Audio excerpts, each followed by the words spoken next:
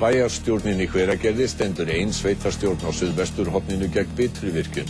Sjálfstæðismenn þar eru á öndverðum veiði við félaga sína í Ölfusi og Reykjavík.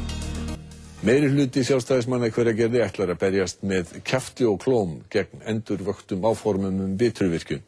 Flokksbræðurnir í Reykjavík og Ölfusi vilja hins vegar virkja.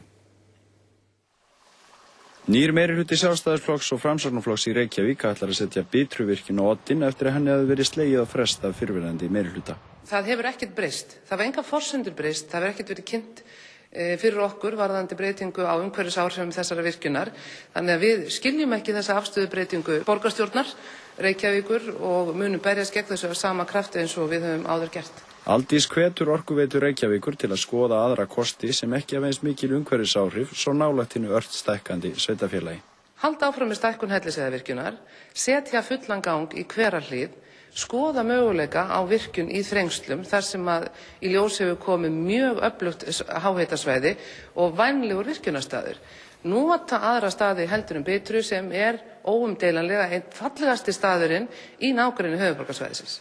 Svo virðist sem bæjarstjórn Hveragerði standi næsta einabáti í baráttunni gegn Bitruvirkjun. Stuðnings í það minnsta ekki að vænta frá sjálfstæðismönnum í borgarstjórn Reykjavíkur í sveitarfélaginu Ölfusi þar sem sjálfstæðismenn í hreinum meirihluta. Bitruvirkjun verður alls ekki neitt fyrirtæki sem skaðar náttúruna meira en aðra framkvæmdir. Þetta búið að færa þessa virkjun frá viðkvæmasta svæðinu. Þannig ég myndi telja að þetta veri mjög áhugavert að virkja þarna á Bitru. Það alveg ljóst.